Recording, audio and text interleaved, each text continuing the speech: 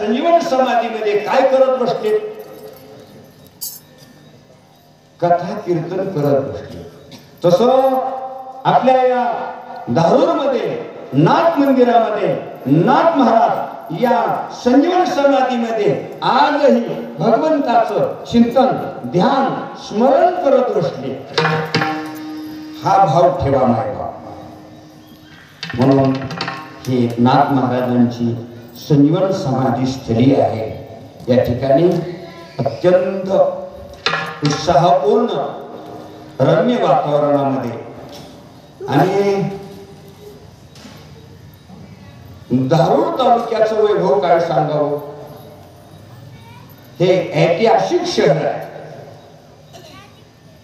इथं काय त्याला नुसतं धारूर नाही तर किल्ले धारूर. या धारूरला किल्ला आहे. ऐतिहासिक असणारी अनुभूती प्रचिती या धारूर शहराला. धारूर शहर हे व्यापाराची खूप मोठी पेठ आहे. या धारूर मध्ये राहणारी सर्व धारूरवासी हे व्यवहार प्रपंच आणि परमार्थाची सांगड घालणारी आहे. एकच बाजूला कितीतरी मंदिर आहे. ग्रामदेव धारेश्वर भगवान दत्तात्रय भगवंत नाथ मंदिर भरपूर मंदिर भरपूर कार्यक्रम असो. म्हणून आपण सर्वजण मोठ्या प्रेमानं आवडीनं भाविक भक्त माता भगिनी सर्व पंचक्रोशीतून आलेली भजनी मंडळ गायनाचार्य मृदंगाचार्य गुंजी चव्हाण महाराज आणि भजनी मंडळाचं थोडं नियोजन करणारे असे असणारे मृदंगाचार्य मृदंग विशारद भक्तीपरायण सुभाष काका देशमुख. साधू संतांविषयी त्यांच्या अंतःकरणामध्ये आदर आहे प्रेम आहे आणि साधू संतांची कृपा त्यांच्यावरती आहे. एक वेगळंच वातावरण असतं. ज्या घरामध्ये साधू संत आलेले असतात त्या घरातलं वातावरणच वेगळं असतं.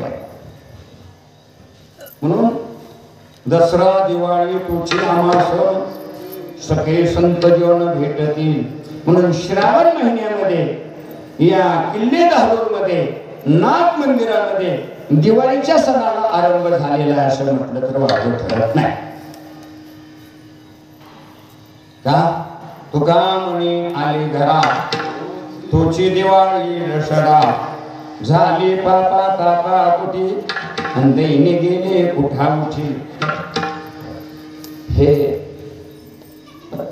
मी कुणाची स्तुती करत नाही और वस्तुस्थिती ती माझ्या आयुष्यात मी टाळली. माझा एक स्वभाव आपल्या गुरुविषयी किती कृतज्ञ असं जावं. आमच्या सुभाष काकाकडून देशमुख यांच्याकडून शिकून सदोदित वैकुंठवासी प्रातस्मरणीय रामकृष्ण महाराज वरदगावकर महाराजांचं स्मरण न करता त्यांच्या जीवनातला योग क्षणही जात नाही. दोघे आमच्या ताई त्याला धन्यग्रस्त आश्रम म्हणायचं. परमार्थामध्ये जसं व्यवहारामध्ये दोन्ही गाडीचे चाक कशी असली पाहिजे आणि एखाद्या चाकाची धावपळ कसं होते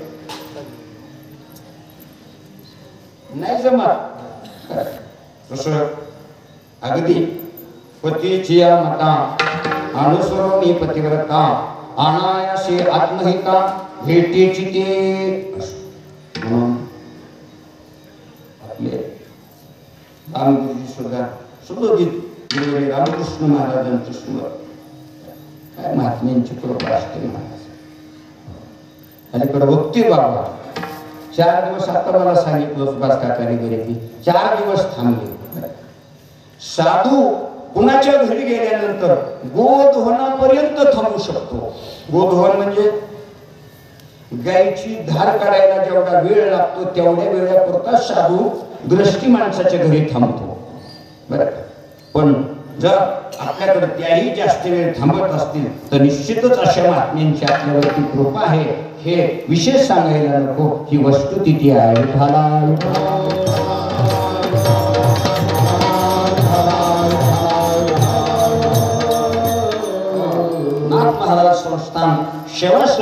धन्यवाद देतो. कुणाचं तरी नियोजन बरं का, म्हणून ही सगळी सेवा समितीला धन्यवाद देतो. त्यामध्ये काही दिवस आम्ही त्यांच्या सानिध्यात गुत्तेदारीचा धंदा केला आणि मला बरं वाटलं. बऱ्याच गुत्तेदारांनी मला इकडे लावलं बरं का बाळू काका. जेव्हा 20 वर्षापूर्वी दिंडी काढायची म्हणजे ती म्हणजे महाराज इकडे काही पडलं नाही गुत्तेदारी. उगा आनंदानं पारंपरिक करीत असं ते करा दिंड्या काढा आम्ही सगळे तुम्हाला सहकार्य करू आम्ही तुमच्या बरोबरच आहे. दिंडीला बरेच आमचे गुत्तेदार मंडळी सगळे शंकरांना असतील पंडित असतील चंदू काका बरीच मंडळी येतात बरेच सांगायचं तात्पर्य. पण असं संध्याकाळच्या कीर्तनाला मला कोणी गुत्तेदार दिसला मी लागूनच बघितलं चष्म्यातून म्हणलं बाळू काका दिसायला त्या म्हणले हो. त्याचे एक कारण शुद्ध बीजापोटी फळे रसाळ गुमुटी करायचं. तुमच्या बाळू काकांच्या आमच्या मातोश्री असणाऱ्या मुकुंदराज स्वामीकडे आल्या आणि गुरुवर्य शास्त्री महाराज त्यांचे गुरु त्यांनी माळ घातली. मला सांगितलं कृष्णा महाराज शास्त्री महाराजाला आपल्या घरी घेऊन या तुम्ही दारोडला. मग बाळू काकाकडे फोन केला निरोप दिला आणि आपल्या गुरुविषयी किती आदर असावा लागतो म्हणून आपली या हिता जोशी जागता धन्य माता पिता तयाची कुळी कन्या पुत्र होती जे सात्विक तयाचा हरिकवाटी देवा. जरूर सर्व कार्य करा पण आपले काहीतरी वेळ सत्कार्याकरता धर्म कार्याकरता द्या. त्याची नोंद देवाच्या दरबारामध्ये आणि संतांच्या दरबारात झाल्याशिवाय राहणार नाही. माय बाप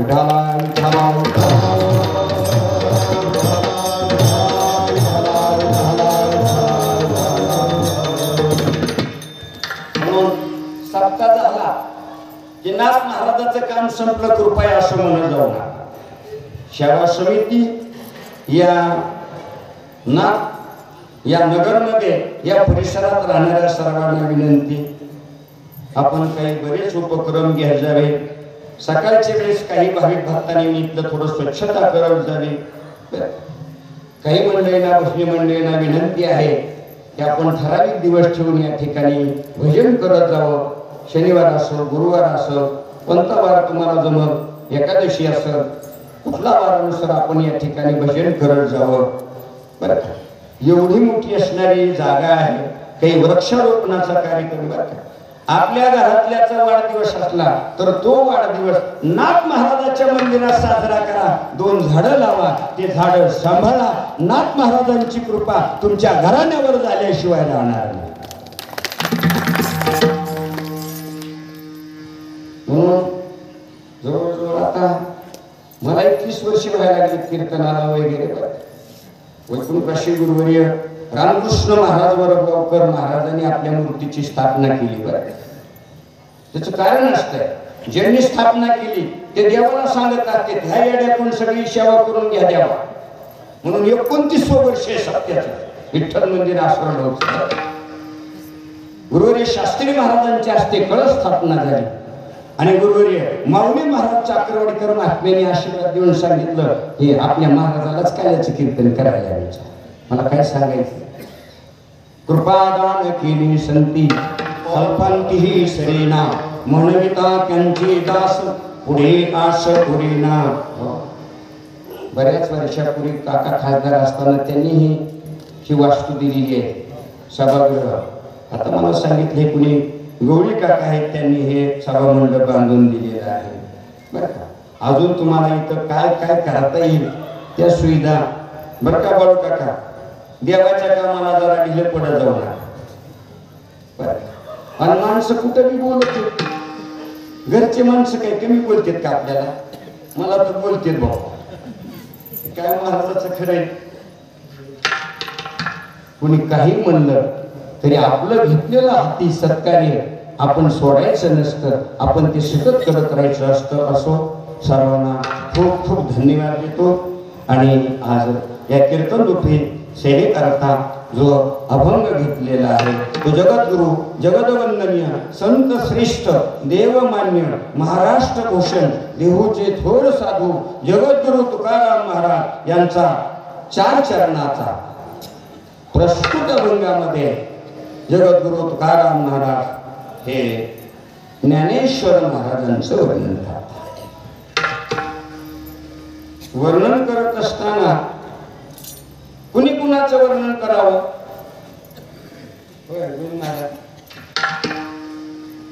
तुमचं वर्णन सुभाष काकांनी करावं. काय मर्दन बाहेर येते आमचं गायनाचार्याचं वर्णन कुणी करावं? गायनाचार्याने करावं. कीर्तनकाराचं आता करत नाही तो बाहेर त्याला काय येते आणि त्याचं काय खरं? म्हणजे कुणीच कुणाचं कौतुक करायचं आणि शोकांतिक आहे. पण इथला धोका सांगितला कमीत कमी हरिभक्ताची स्तुती केली जाणार नाही केली तर धोका सांगितला. हरिभक्ताची स्तुती नाही केली, साधू संतांची निंदा केली, हरिभक्ताची स्तुती नाही केली, ते देवाच्या पंगू झाली, एका जनार्दनी कृपा लादली, मुका झालो वाचा गेली, मुका झालो. ज्याला पुढच्या जन्मात मुक व्हायचंय का नाही हो नका पुढे. ज्यांना व्हावं असं वाटत असेल त्यांनी मोकळ्या मनानं साधू संतांची काय करत जावी, निंदा करी जावी आणि हरिभक्ताची बी निंदा केली की 100% पुढचा जन्म मुका म्हणून जन्माला येतो. विठाला विठाला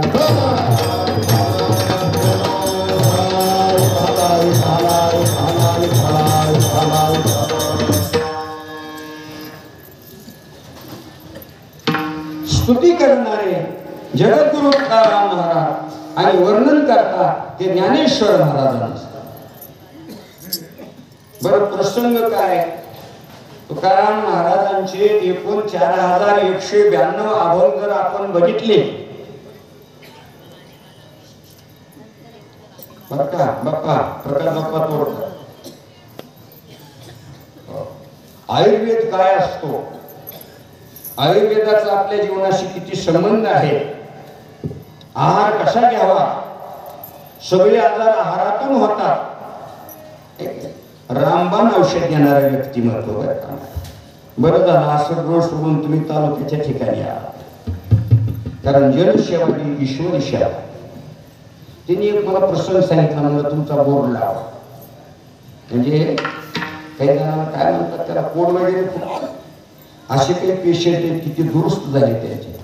त्यांनी सांगितलं बोर्ड लावायची गरज नाही, एक व्यक्ती जर माझ्याकडून दुरुस्त होऊन गेला तर ती सगळ्याला माझी जाहिरातच.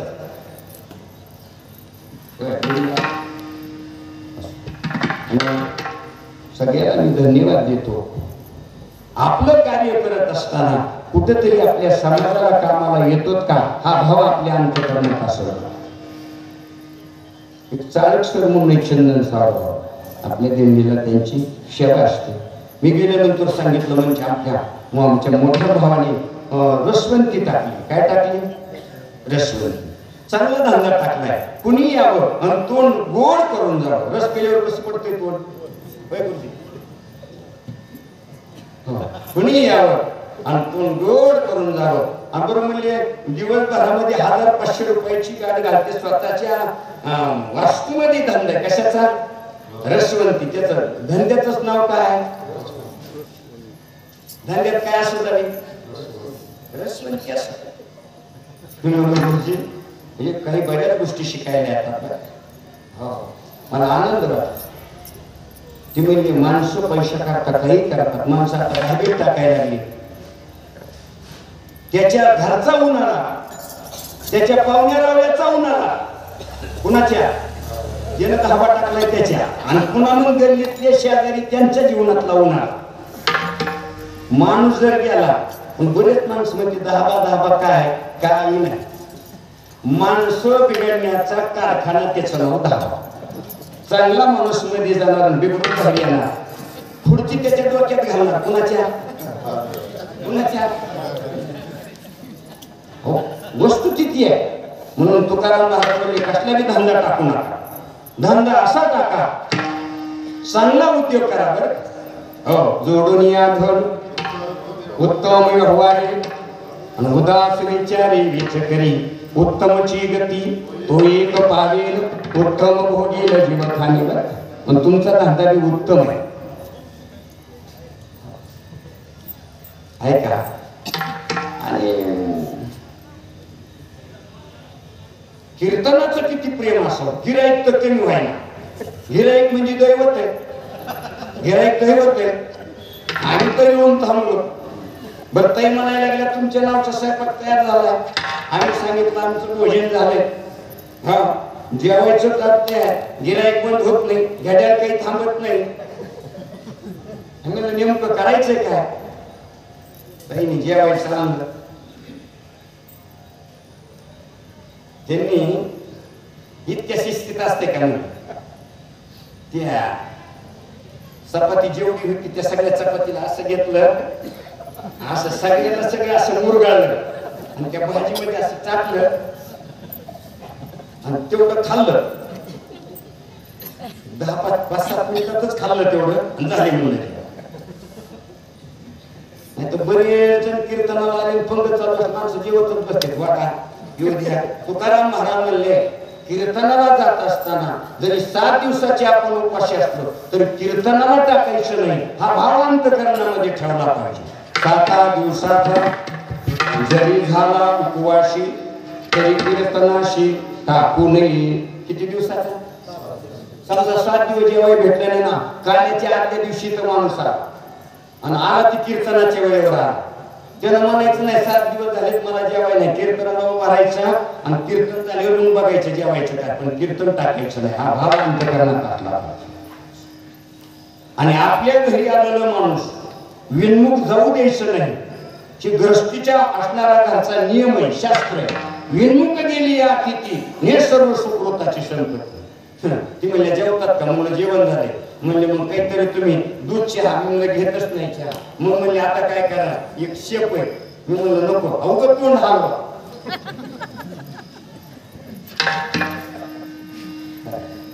आई जसं लेकराला हाचूचा मऊचा कौचा मामाचा कुणाचा तरी घास म्हणून खाऊ घालते बरं का, तो अंतःकरणामध्ये आपल्या घरी आलेल्या अतिथीविषयी भाव असणं गरजेचं असतं. त्याचं कारण आहे आपल्या घरी आलेला अतिथी जर तो विनमुख गेला तर घरातलं सगळं सुकृत निघून जात असतं. विनमुख गेली अतिथी हे सर्व सुकृताची संपत्ती. म्हणून घरी आला त्याचा अपमान करायचा नाही आणि त्याला विनमुख जाऊ द्यायचं नाही. अपमानेला अतिथी हे सर्व सुकृताची संपत्ती. विठ्ठला विठ्ठला.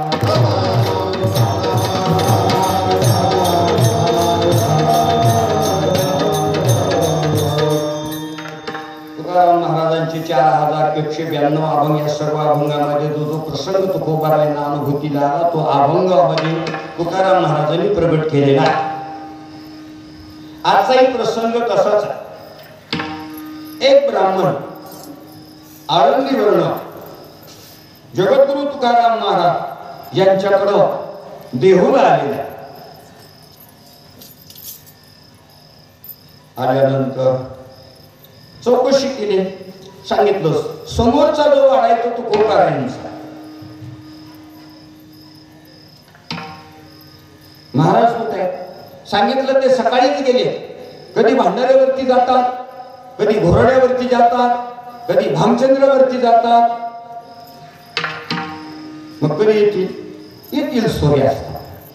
का जात होते? एकांत वासामध्ये भरपूर देवाच्या नामाचं चिंतन घडावं. आवडे विठ्ठल गायजे कांती अलभ्य तुला भेटो घरा.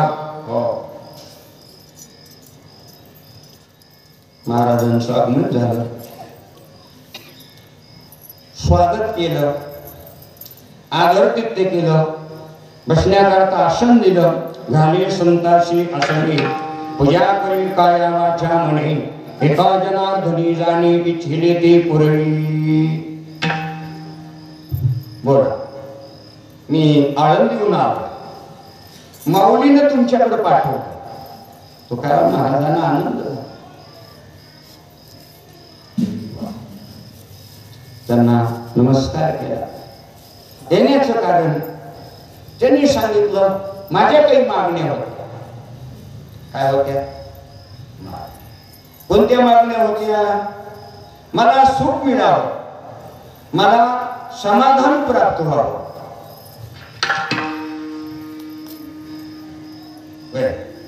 आतापर्यंत आपल्या सगळ्या धडपड्या चालू की कशासाठी चालू? आतापर्यंत आपण एवढे जे उठटणी केले कशासाठी? सुखासाठी आणि समाधान मिळाले का सुख आपल्याला? त्याचं कारण आहे सर्व सुखाची आशा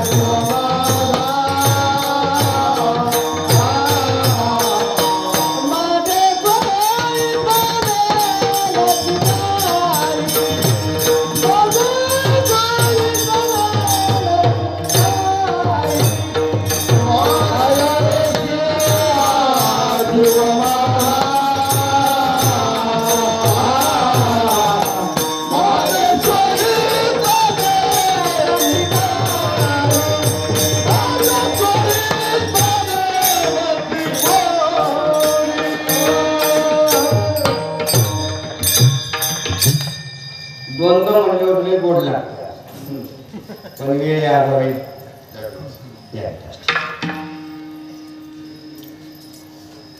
आपण मोक्ष प्राप्त व्हावा याच्या करता प्रयत्न करत आणि या विश्वामध्ये या जगतामध्ये जो सुखरूप आहे त्याची भक्ती करत. सुखरूप ऐसा तुझा कोण सांगा, माझ्या पांडुरंगा सारी खातो. एक परमात्मा सुखरूप आहे, दुसरे संत सुखी आहे. सुखवाटे ही चिठाई बहुपायी संतांची, म्हणून केला वास नाही ना शकी ठाई. काय सांगितलं ब्रह्मदेवाने? मला तुमच्याकडे पाठवलंय. मी धरणं धरून बसलो होतो आळंदीला आणि मग मौलीने मला सांगितलं स्वप्नामध्ये. कशा सांगितलं? स्वप्नामध्ये एक अवस्था आहे, तुम्ही त्याला अति उच्च कोटीचा पारणार नाही. जागृत अवस्थेमध्ये भजन नाम चिंतन आणि झोपल्यानंतर स्वप्न. स्वप्न कधी पडत? झोपल्यानंतर. रामायणातला प्रसंग आहे. लक्ष्मणजी असणारे प्रभू रामचंद्रजी बरोबर असणारे 14 वर्षाकरता वनवासाला जाण्याकरता निघाले आणि मातोश्रींचं दर्शन.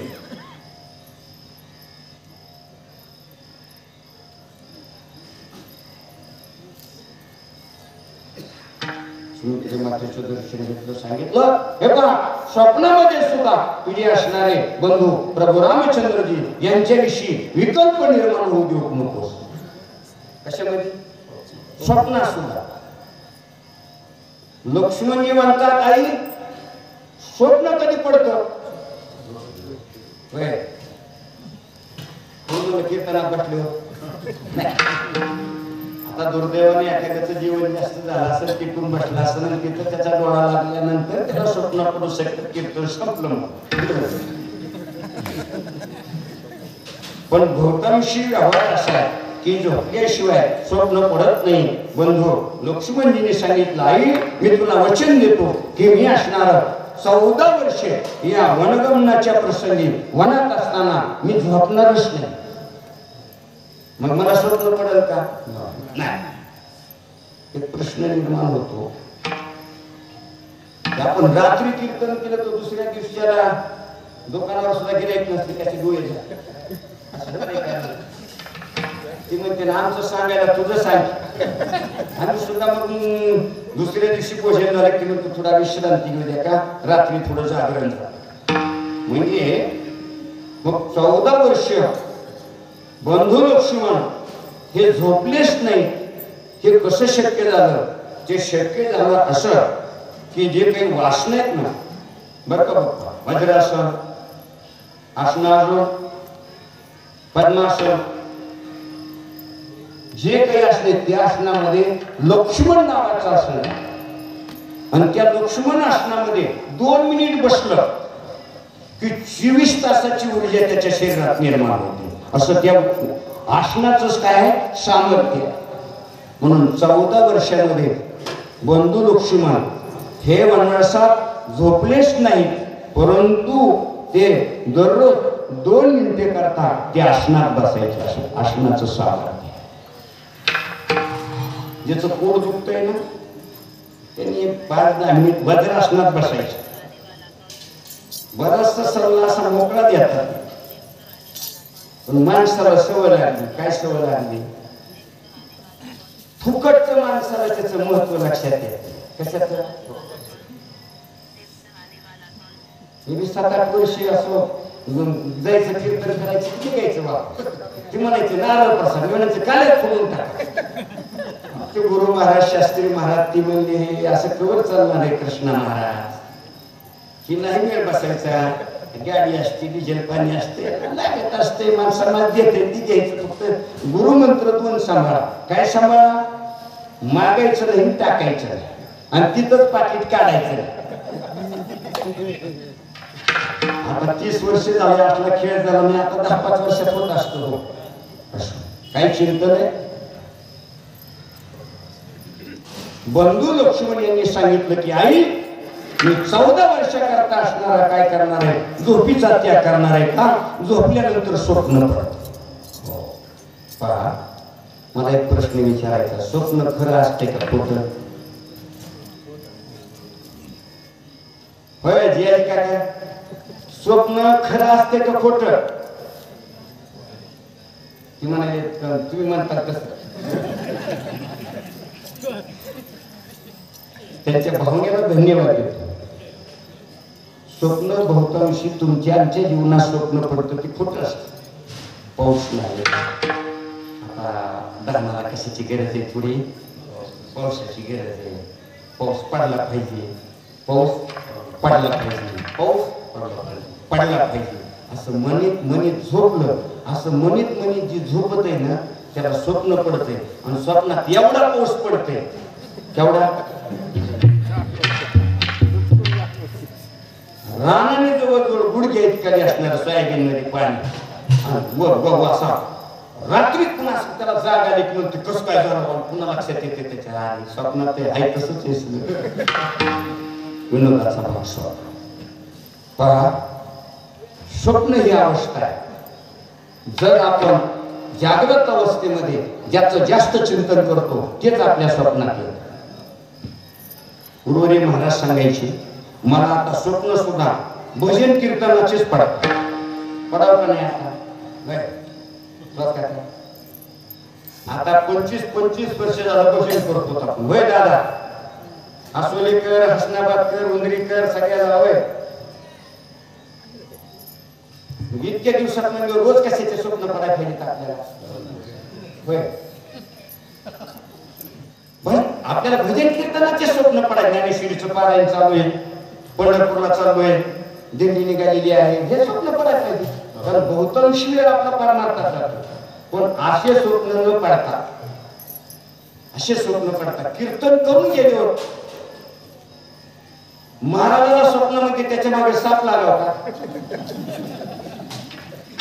मग तुमच्या मला आठवलं, कीर्तन करून गेल्यावर महाराजाला स्वप्नात त्याच्या मागे साप लागला होता. गुरुजी, ज्या आरती लागते त्या आरती काहीतरी त्याचं वर्ण चुकायला असं सांगायचं.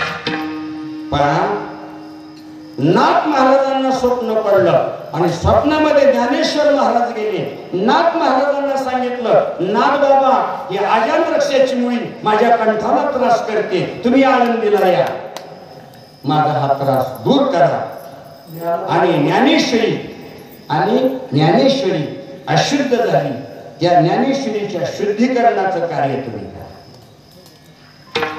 नाथ महाराज आळंदीला गेले आणि नाथ महाराजांनी ते कार्य केलं आपल्या सर्वांना ज्ञात आहे.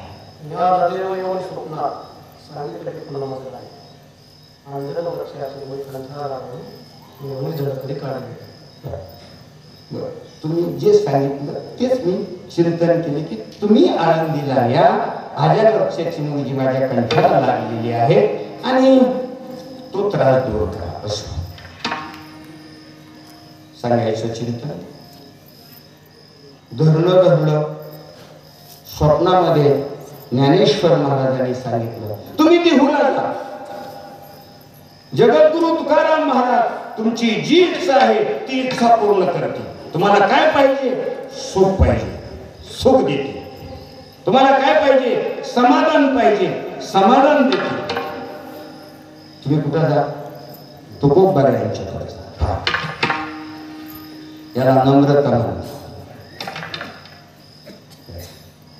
असं एखादं जर आपल्यासारखं पाठवलं असतं तर मग द्यायला काही अडचण नव्हती. तुकोबा यांचं आघात सामर्थ्य, नुसत्या तुकाराम महाराजांच्या नामातलं सामर्थ्य सांगितलं. यमी आत्मा होत होत्या पण तुकोबा यांचं स्मरण केलं काय झालं? यम थरथर कापू लागला. तुकाराम तुकाराम नाम घेता का केलं धन्य तुकोबा समर्थ जिने केला हा पुरुषार्थ. काय सामर्थ्य तुकोबा आहे. जळी दगडा सहित ओढ्या कार्य देशाला ह्या धन्य तुकोबा समर्थ जिने केला हा पुरुषार्थ. म्हणे रामेश्वर भट्ट दुजा तुका विष्णू नाही दुजा धन्य तुकोबा समर्थ येणे केला हा पुरुषार्थ. पिठाला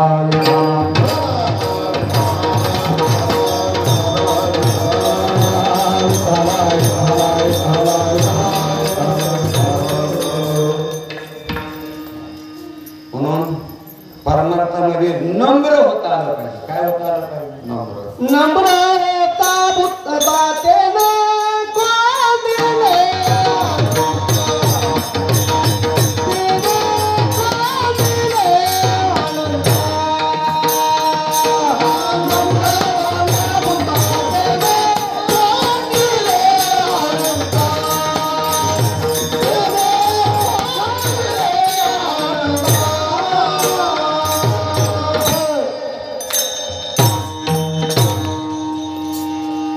नम्रधाना भूता तिने कोणले काढूनता. एक मला प्रश्न आठवला. एक बोडे तुम्ही कधी सुभाष काकाच्या घरी गेल्यावर साप बघितला का गळ्यात घातला?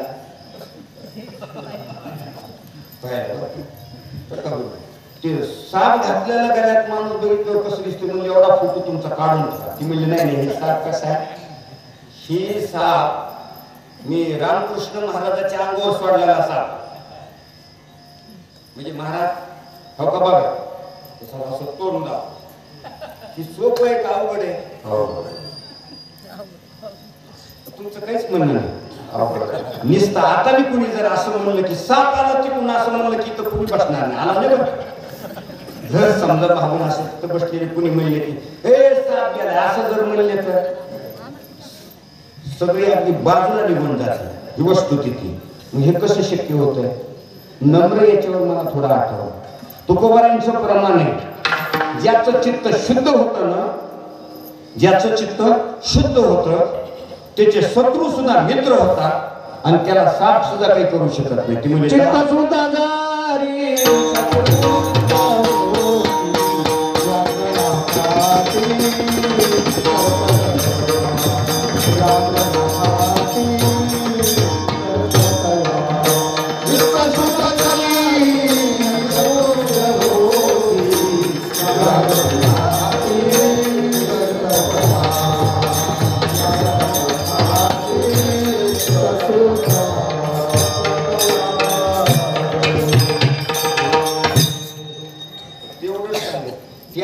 वाचण्यामुळं तुमचं चित्त शुद्ध झालंय. त्याच्यामुळं 10 दिवस त्यांनी काहीच केलं नाही कोणी. म्हणजे त्या पिशवीत टाकायचं त्याला आणि सकाळी पुन्हा त्याला काय करायचं, असं बाहेर काढायचं. ते 10 दिवस दूध बी पित नव्हतं आणि काही खातही नव्हतं, असं चवताळायचं ते. पण काही केलं नाही. कशामुळं? साधूच्या दर्शनानं चित्त शुद्ध होतं ही त्याची प्रचिती. आता इथून पुढे धरू नका बरं का तुम्ही, कारण महाराज नाही का. आणि तसं बघितलं तर महाराज कुठल्या काळात नसतात तो. नाथ महाराज चंद्र सूर्य आहे तोपर्यंत आहे. वैकुंठवासी रामकृष्ण महाराज त्यांचं नाव आहे तिथपर्यंत त्यांची कीर्ती आहे, तिथपर्यंत ते महात्म्य आहे. गुरुवर्य शास्त्री महाराज नाव आहे तिथपर्यंत आहे, चंद्र सूर्य आहे तोपर्यंत आहे. तुका म्हणे एका मरणेची सरी उत्तम चिवरी कीर्ती मागी. राहिल्या त्या कृती जगामागी,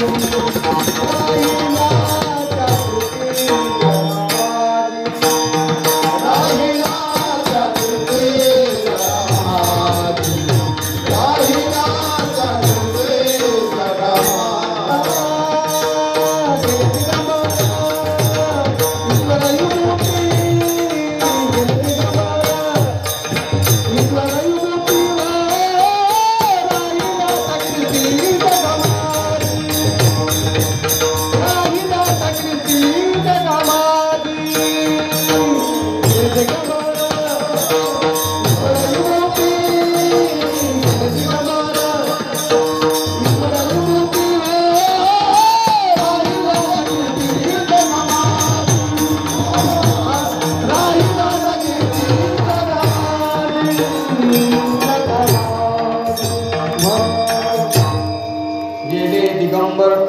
ईश्वर विभूती राहिल्या त्या कीर्ती जगा माझी.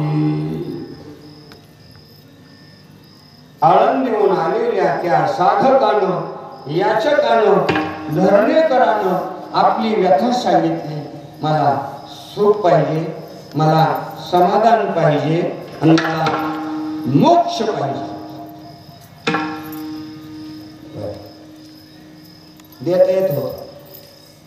त्यांना संत म्हणतात. कुणाला संत म्हणतात? एकमेकाचा लौकिक वाढवतात, एकमेकाचं महत्व वाढवतात.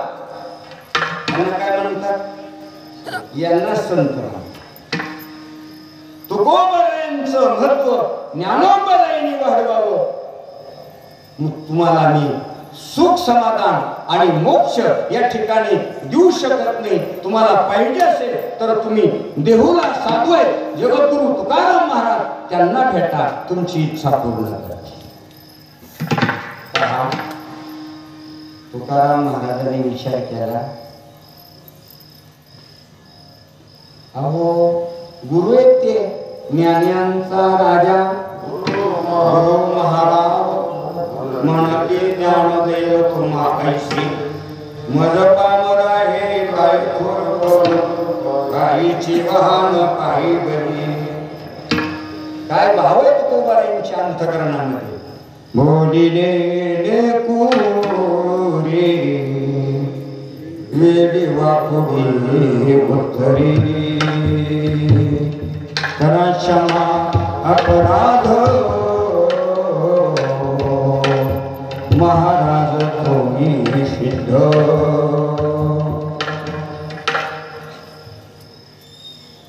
अंतकरणातला भाव आहे. तुकाराम महाराज म्हणतात, तुम्हाला ज्ञानोबारायांचं काय महत्व सांगावं. ज्ञानोबाराय सर्वसामान्य नाही. ज्ञानोबारायांचा अधिकार किती मोठा. अहो आपली किल्ली होती एक बाजारपेठ, तिला विशेष महत्व आहे आणि त्या बाजारपेठेचं नाव आहे कुठली? स्वदेश. चांगल्या प्रतीची दागिने आपल्या दाखवल्या.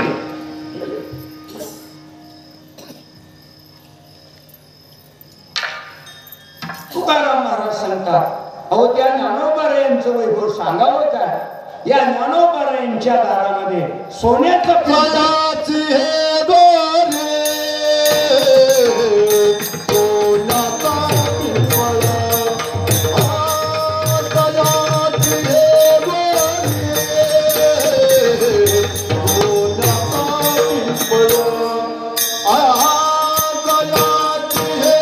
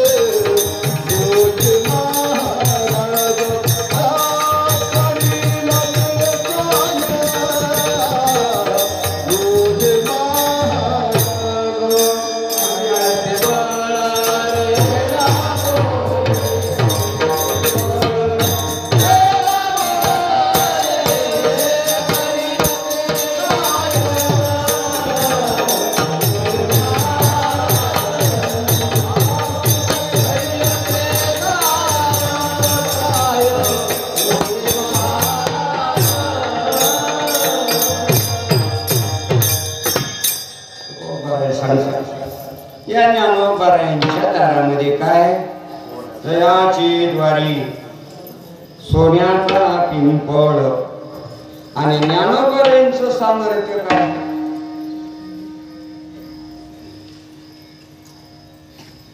हे नव्हते जनावर आता चालेल. त्यांना वाटलं की कीर्तनामध्ये ज्ञानोबारायांचं सामर्थ्य आमच्या पशुचं वैभव महाराज कीर्तनात सांगणार आहे म्हणून तर ऐकायला आली नसती. आणि दुसरी विनंती आहे बरं का मायबाप, ही गाई असतील, ते बैल असतील, हे गोधन आहे. कृपया ज्यांची कुणाची असतील त्यांनी उद्यापासून असे मोकाट जनावर सोडू नका मायबाप. आपल्या शेतात ठेवा गाय बैल. गायीविषयी बोलायचं झालं तर आपल्याला स्वतंत्र चिंतन करता येईल. भगवंताचा अवतारच आहे. गुरु ब्राह्मण प्रतिपालक एक भगवंताचा अवतार झाला आणि दुसरा अवतार झाला हिंदवी स्वराज्याचे संस्थापक छत्रपती शिवाजी महाराज. हे गो ब्राह्मण प्रतिपालक छत्रपती शिवाजी महाराज आणि त्यांचे वंशज होता. म्हणून हात जोडून विनंती आहे त्यांना शेतामध्ये थोडा कडबा टाका. आता देवाच्या दयेने पाऊस पडलेला आहे. आपला डोंगराचा परिसर आहे बरं. कारण अशी जर मोकळी आपण जनावरं सोडली तर रस्त्याने फिरत राहतात. भूक लागते त्यांना. कुणीतरी दारावर आल्यानंतर भाकरीचा तुकडा चपातीचा तुकडा देईल पण एवढ्यावर त्यांचं पोट भरत नाही. मग रस्त्याच्या बाजूला काही कागद म्हणा मेनकापड म्हणा ते खाल्ले तर त्यांना खूप मोठी हानी होऊ शकते. म्हणून कीर्तन हे मनोरंजनाचं नाही तर कीर्तन हे समाज प्रबोधनाचं मोठं कार्य आहे. पण खूप मोठ्या महात्म्याने इथे योगदान दिलेलं आहे. माऊली महाराज असतील, वैकुंठवासी भगवान रामकृष्ण महाराज असतील, आदरणीय डॉक्टर हरिभक्तीपरायण गुरुवारी किशन महाराज साखरे महाराज असतील, अशी मोठी विद्वत रत्न या महात्म्यांची पदस्पर्श या स्थानाला या भूमीला लागलेली आहे. म्हणून लागून या पाया विनवी थोडं तुम्हाला तरी टाळी बोला विठ्ठल विठ्ठल म्हणा विळविळा हा सुख सोहळ्याश्वरी नाही चिंतन आहे या ज्ञानोबरायांच्या दारामध्ये सुवर्ण पिंपळ आहे. कसलं पिंपळ आहे? आळंदीला होतात का समाधी सोडायला? असं वारकरीच नाही की तो आषाढीला कार्तिकीला पंढरीला असतो, आषाढीला पंढरीला आणि कार्तिकीला आळंदीला. मग आपल्याला काही जर संसारातल्या अडचणी असल्या तर सोन्याचं पिंपळ आहे म्हणजे 2-4 पानं आणायला काय हरकत आहे? पडलेले आणायचे बरं का. बरं समजा आपण आणले पण इथं चौकशी करून जाईल त्या सोनाराला की ती पिंपळ सोन्याचं आहे त्याचे पानं आणल्यावर तुम्ही काय भावाने घेता? नाही. तुकाराम महाराज जे चिंतन करतात ते भाविष्कामध्ये करतात. इथं काय घ्यायचं नाही, इथं वाच्यार्थ घ्यायचा नाही, भावार्थ घ्यायचा आहे. त्याला स्वर्ण पिंपळ का म्हटलं? ज्ञानेश्वर महाराजांच्या मातोश्री रुक्मिणी माता आणि त्यांचे असणारे रुक्मिणी मातेचे पती विठ्ठलपंत यांनी संन्यासाश्रमाची दीक्षा घेतली. सुरेंद्र म्हणायचे मला संन्यास घ्यावा. एका दुष्टित क्षणी या तुम्हाला संन्यास घ्यायचा तर आग्रह सांगितलं. ते थेट काशीला गेले, संन्यास घेतला आणि मग विचार केला आता काय करायचं.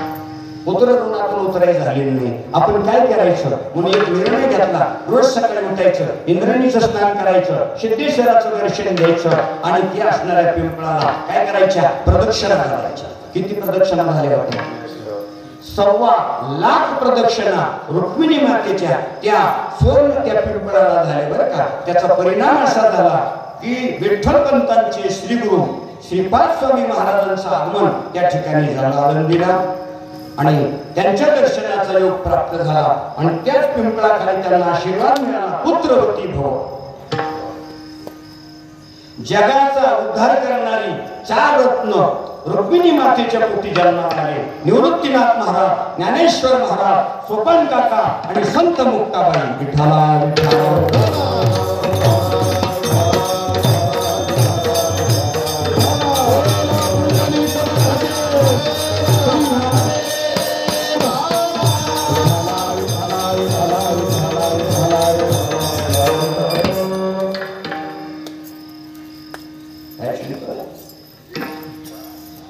स्वर्ण पिंपळ म्हटलंय.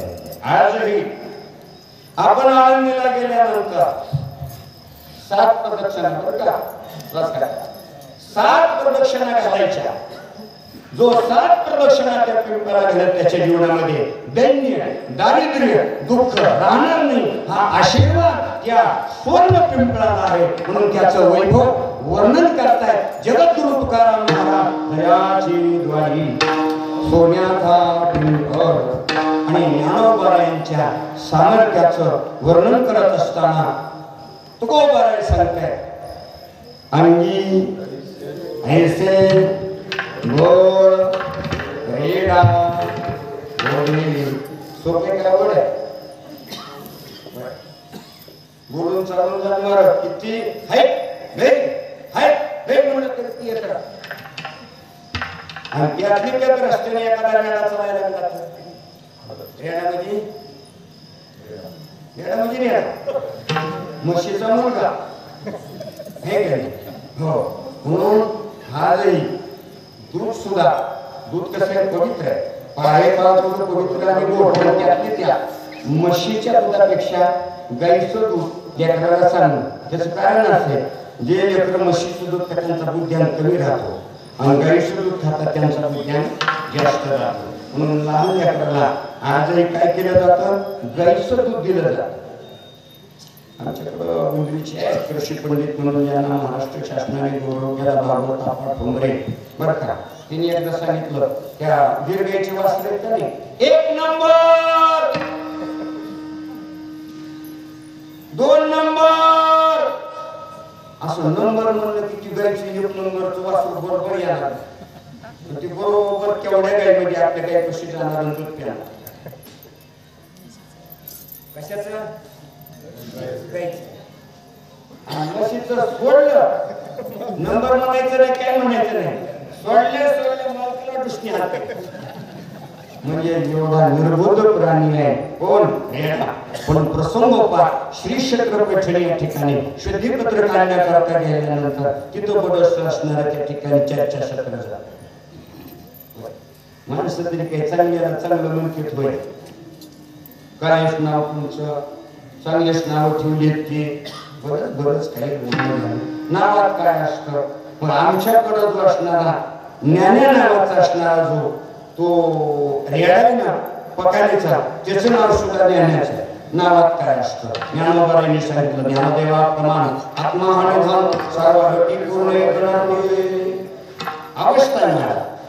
जे जे भेटे भूत ते ते मानवी भगवंत, हा भक्ती योग निश्चित त्याचा माझा आत्मा आहे. ज्ञानदेव म्हणे तोही माझा आत्मा. मग म्हणले पगार बाजूला काढायला आणि त्या कोळ्याला म्हणले मारा फटके मारले रेड्याच्या पाठीवर. ओळ कुणाच्या पाठीवर दिसले? मौलीच्या पाठीवर. तेवढीवर गोष्टी नाही. संशय चांगला नसतो, संशयाचं भूत चांगलं नसतं. म्हणून संशयामुळे ठोर आणि नाही पाप होत, हा विनाशाची वागोड प्राणी अशी ही भौतिक ह्यांच्या बापाने ह्याला बंगाली विद्या शिकविली असेल. ह्याच्यात असं होतंय. म्हणजे मग तुमचं किती ज्ञान अवगत आहे. ज्ञानोबारांनी सांगितलं 4 वेद 6 शास्त्र 18 पुराण. मग तुम्हाला जर हे वेद येतात तर आमचं असं म्हणणं आहे या असणाऱ्या रेड्याच्या मुखावर वेद तुम्ही बोल. वेदमयच्या मुखे वदनी, वेदमयच्या मुखे वदनी, वेदमयच्या मुखे बोलनिया, वेदमयच्या मुखे बोलनिया. काय सांगू देवाना नामात घ्यावी, वेदमयच्या मुखे वदनी, वेदमयच्या मुखे वदनी, वेदमयच्या मुखे वदनी.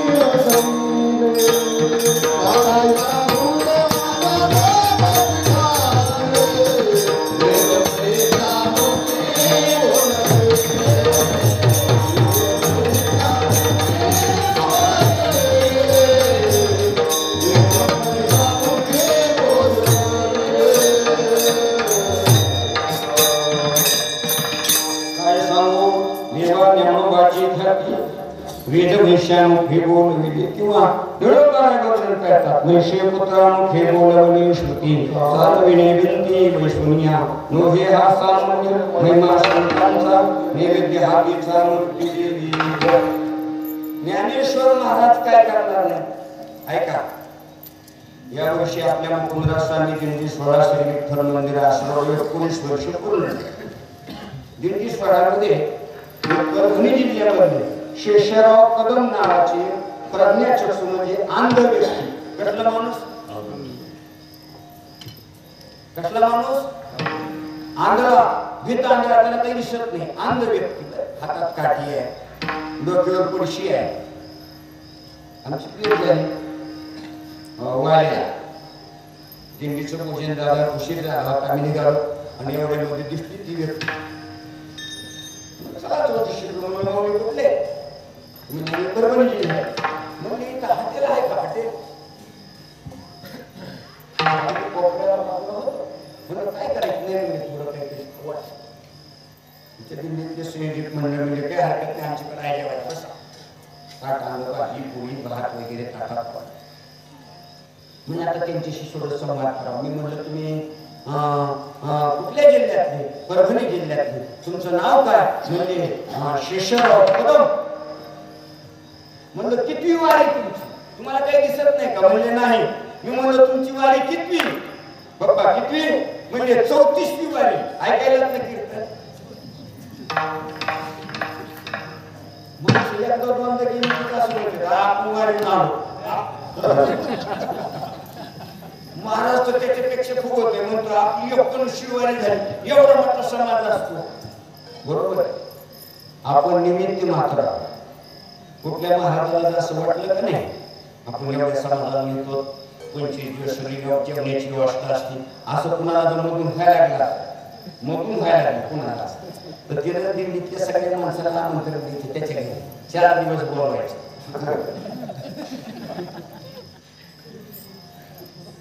त्याचा सत्कार करून त्याला चांगलं शिकवू आपण नाही शुद्ध गोड गैरसमज ही सगळी व्यवस्था माऊली करत असते.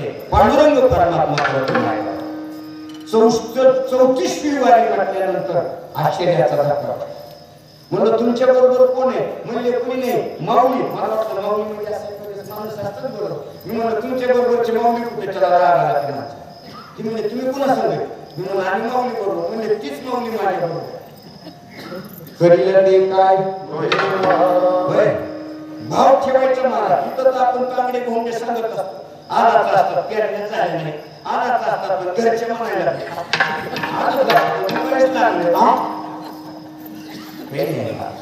काय करणार.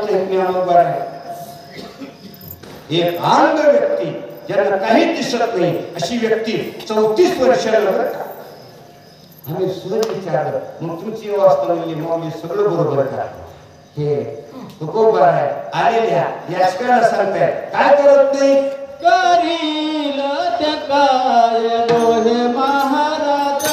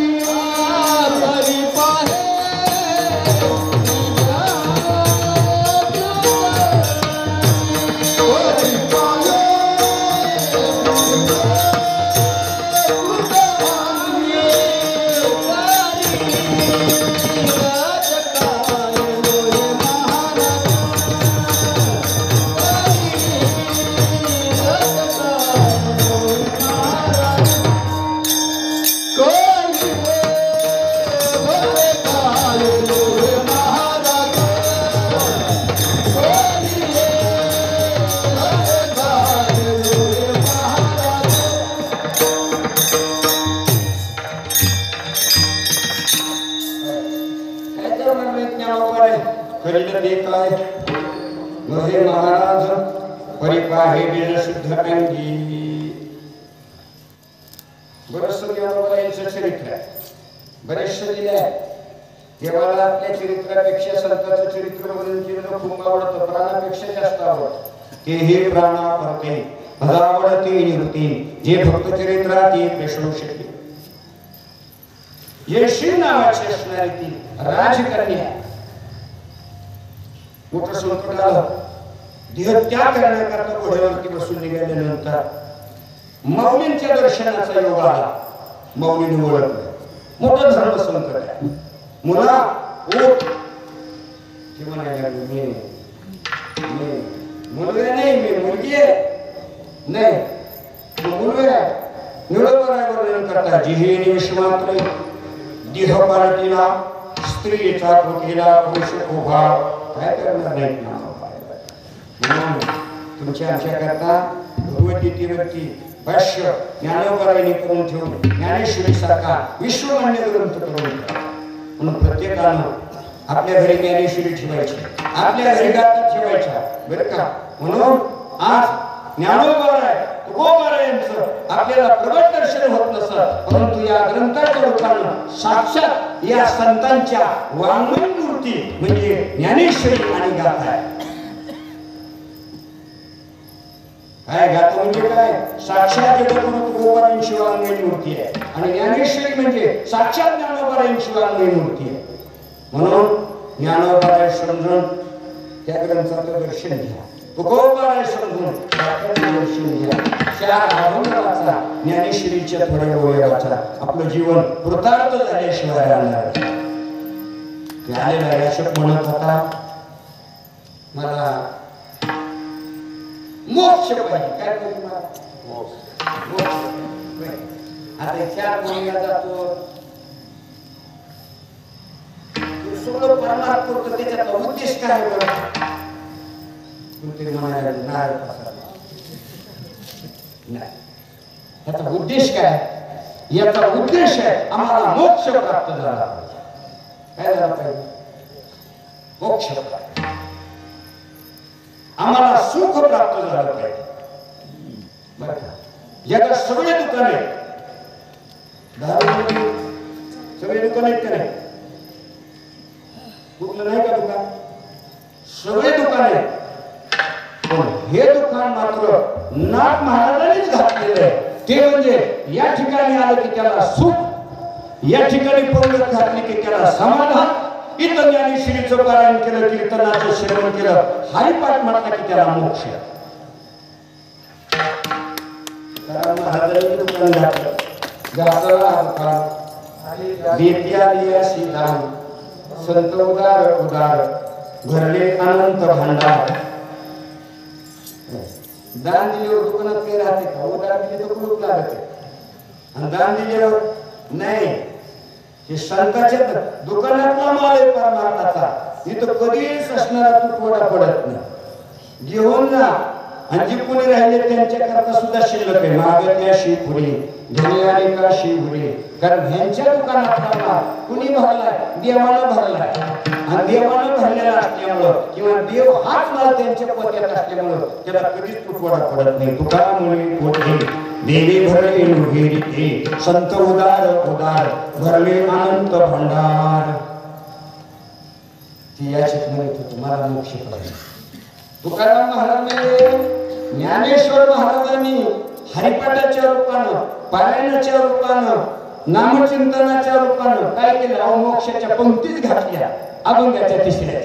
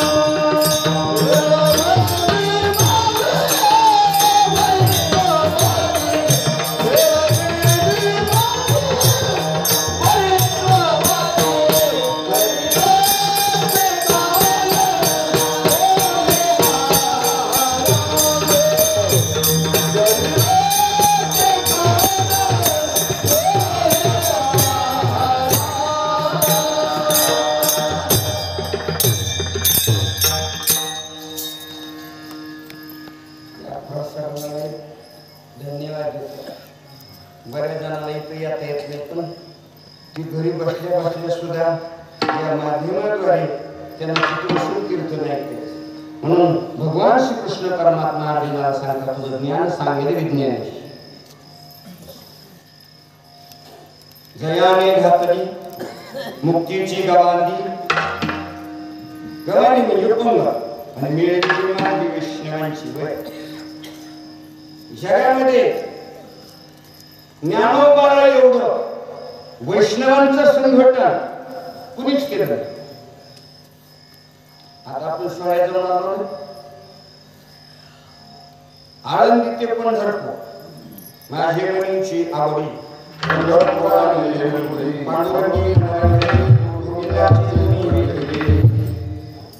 अवघाची संसार सुखाचा भरी आनंदी भरी म्हणतो जाईत देवाया पंढरपुरा भेटीन माहेरा आपल्या अनुभूती आली. आधी संसार सुफळ भवाये माय दिघेले पाय विठोबाची. ज्ञानेश्वर महाराज गेले म्हणून निवृत्तीनाथ महाराज पंढरपूरला आले. कुणामुळे आले? ज्ञानेश्वर महाराज पंढरपूरला येत आहे. आपले शिष्य लहान भाऊ कुणाचे? निवृत्तीनाथ महाराजांचे लहान बंधू आणि त्यांचे शिष्य आळंदीहून पंढरपूरला येत आहेत. म्हणून संत निवृत्तीनाथ महाराज त्र्यंबकेश्वर इथून कुठे येतात? पंढरपूर. ज्ञानेश्वर महाराज आळंदीवरून पंढरपूरला येतात. म्हणून संत सोपानकाका महाराज श्री क्षेत्र सासवडवरून कुठे येतात? पंढरपूर. आपले तिन्ही बंधू त्या संजीवन समाधी स्थळावरून पालखी सोहळ्याद्वारे वैष्णवांच्या संगतीमध्ये पंढरपूरला येतात. म्हणून संत मुक्ताबाई सुद्धा पालखी घेऊन या पालखीच्या याच्यामध्ये कुठे येतात? माऊली आळंदीहून पंढरपूरला. म्हणून जगद्गुरु तुकाराम महाराज देहूवरून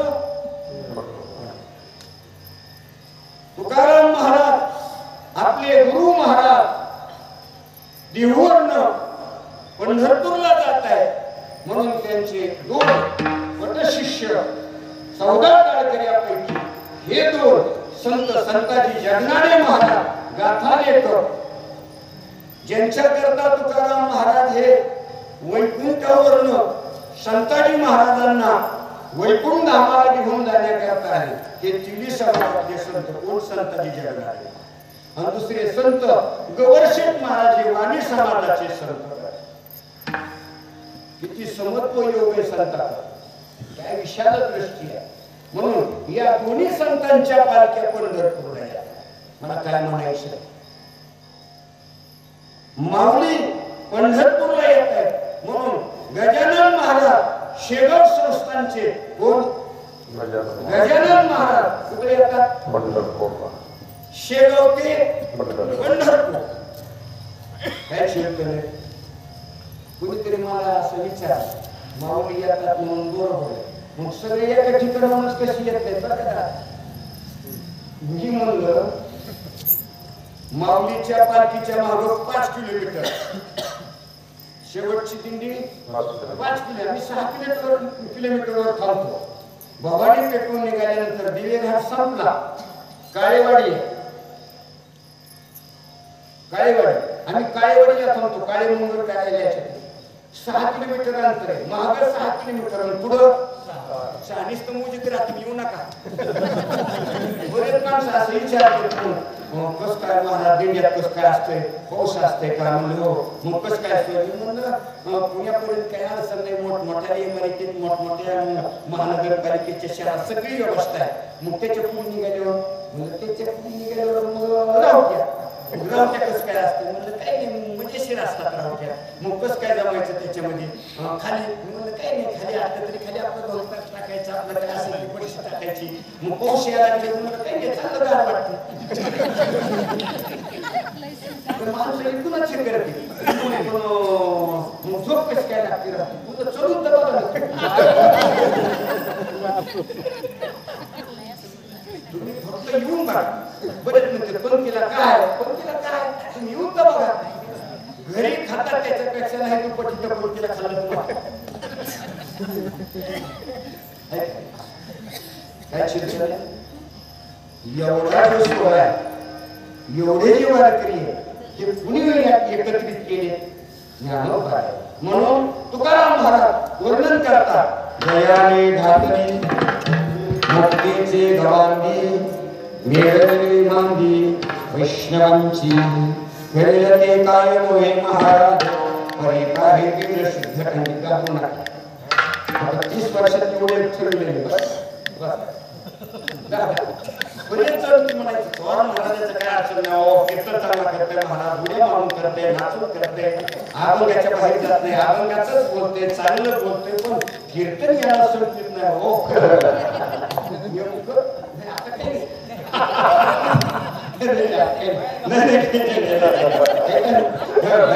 काही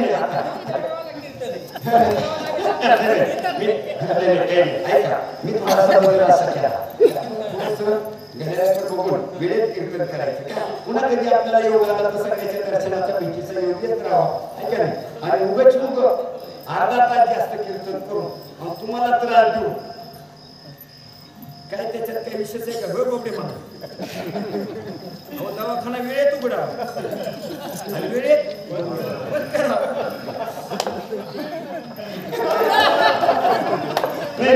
तुम्ही जरी एखाद्याचं सगळ्यांनी चालू असलेलं मग ती वेळेत बंद करता येत नाही जरी तुम्ही काय बोलला तरी मी मात्र वेळेचं लक्ष ठेवलं असो गोड चिंतन आहे जगद्गुरु आलेल्या त्या साधकाला याचकाला सांगतात जगाच्या मालकाला कुठं सुख मिळते पहा पंढरपूरला बरेच भाविक भक्त स्वयं येत नाही महाराज आम्ही येत नसतात वेळ बेजारी असतो दर्शन वेळात होत नाही आणि आषाढीचं तर नाव काढूच नका काय अडचण नाही घाबरायसारखं नाही आता कोरोना काही नाही याच्यावर जर असं सट शिकलं तर माणसं म्हणजे खराब होत काय चिंता नाही कडी फिडी करू नका तू ठेवायला सांगितलं हॉटेलमध्ये पण ती गाडी कशी इकडे ठेवा म्हणा इथेच आहे आमचं न्याय मानलं नेमकं आज कोल्हापूरकडे इच्छा धन्यवाद देतो सगळ्या दानामध्ये अन्नदानाला विशेष महत्व अगदी शुद्ध शाकाहारी असं हॉटेल हे चालतं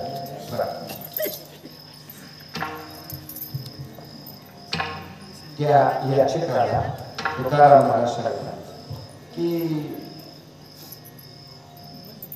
सुख आणि समाधान हे कुठे आहे आळंदीला सिद्ध नाही बरेच वारकरी आषाढीला जात नाही 4-4 दिवस लागतात दर्शनाला कधी जातात हा आता आषाढीचा सोहळा झाल्यावर एक पूजा आहे भगवंताची प्रक्षाळ पूजा कोणती पूजा प्रक्षाळ पूजा म्हणजे भगवंताला शीन आलेला आहे सर्व दिवस रात्र दिवस झोपत नाही जसं सत्तेमध्ये जे संयोजक मंडळ आहे ना काही जणांना 7 दिवस झोपच नसते सगळं नियोजन करावं लागतं म्हणजे आमच्या कार्याचं कसं आहे ह्याचं कसं आहे उद्याचं काय नियोजन आहे सारखं नियोजन असतं तसं जगाच्या मालकाला त्या आषाढी सोहळ्यामध्ये सगळ्याची व्यवस्था करत असल्यामुळे त्याला काय होतो त्याला झोपता येत नाही 24 तास मंदिर उघडं देवाला शीन येतो आणि प्रक्षाळ पूजेला बरेच वारकरी जातात प्रक्षाळ पूजा झाल्यानंतर काही वारकरी म्हणतात आम्ही आपलं निवांत जातो दर्शनाला आषाढीचा सोहळा झाला प्रक्षाळ पूजा झाली आणि बरेच वारकरी दर्शनाला येईल देवाला विचार केला आपल्याला काही ते विश्रांती होत इथं काही सुख भेटत आणि मग निर्णय घेतला नामदेव महाराजांना सांगितलं आणि नामदेव महाराज म्हणले देवा तुम्हाला विश्रांती पाहिजे असेल तुम्हाला सुख पाहिजे असेल तर आळंदीला चला नाम म्हणे देवा चला ठाया विश्रांती घ्यावया कल्पवरी 84 सिद्धांता सिद्ध भेटी घेणा तो सुख सोहळा काय वर्णू तो सुख सोहळा काय वर्णू 84 सिद्धांता सिद्ध भेटी घेणा विठाला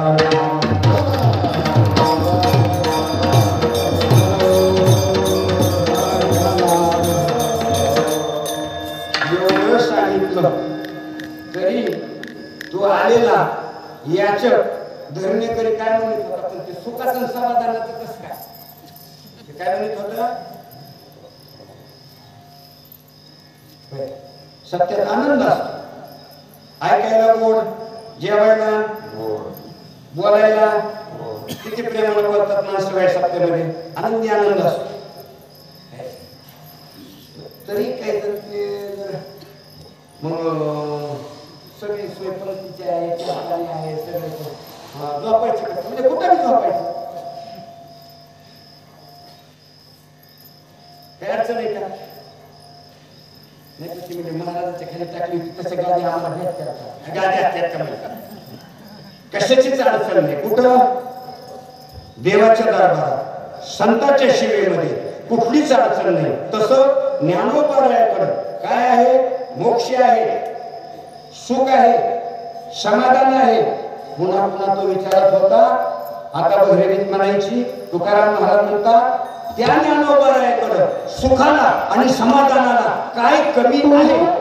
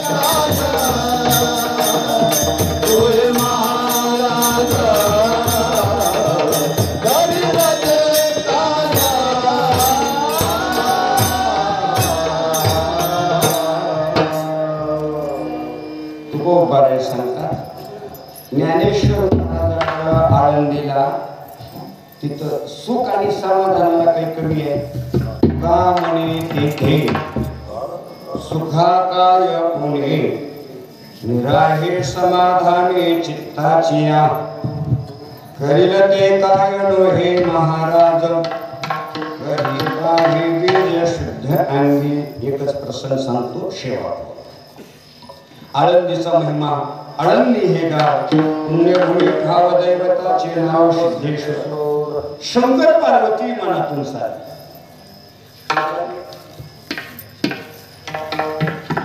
ते विमान आळंदीला उतर. विमानामधून भगवान शंकर खाली आहे. आदिशक्ती असणाऱ्या पार्वती माता बघतच राहिल्या. म्हणजे भगवान शंकर गेले आणि ते जमिनीमध्ये असं डोळायला लागले गडा. भगवान शंकर का खूप आनंद झाला. पण पार्वती माता म्हणायला लागली मला आपलं सोन करायचं होतं तर मला आणलंच कशाला असायचं. बरेच असे सोन व्हायचे त्यांची बरोबर तर घेऊन यायचे ध्यान लावून बसायचे.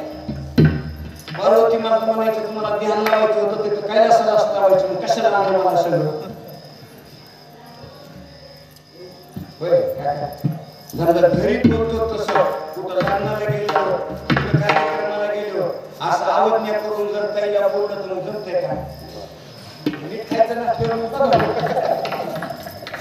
तुम्हाला घरतीदारी तुम्हाला जरा तोंडाला नीट बोलत की आम्हाला बाकी जाऊ द्या नका ताई आम्हाला. तसं त्यांनी ध्यान लावलं. पार्वती माता कशाला घेऊन आला कशाचं ध्यान करता. ज्ञानोबराने ज्ञानेश्वरी त्याचं चिंतन केलं. ते तर हरो मनी नेजे जैसे का स्वरूप तुझे तैसे नित्य नूतन देखिजे गीता तत्व. तुझं जसं स्वरूप नित्य नूतन नवं आहे तसं गीतेचं ध्यान करतो. एवढी गीता श्रेष्ठ आहे. गीतेचं पारायण एवढं श्रेष्ठ आहे. आणि त्या गीतेवरचा अलंकार म्हणजे ज्ञानेश्वरी. गीता अलंकार नाव ज्ञानेश्वरी ब्रह्मानंद म्हणजे नेमकं काय झालंय सांगितलं. या असणाऱ्या आळंदीमध्ये ज्ञानियांचे राजे योग्यांची माऊली साधकांचा माता अनाथाची माय असं जे सर्व संत वर्णन करणारे असे ज्ञानेश्वर महाराज इथं येणार आहे. त्यांची कर्मभूमी आहे आणि या ठिकाणी हे सर्व कार्य करून संजीवन समाधी घेणार आहे. असा या स्थानाचा महिमा आहे. तसा या नाथ महाराजाच्या स्थानाचा महिमा आहे. त्या गेटमध्ये आलं माणूस सर्व विसरून जातो. ही ऊर्जा आहे ही शक्ती आहे हे सामर्थ्य आहे नाथ महाराजांचं.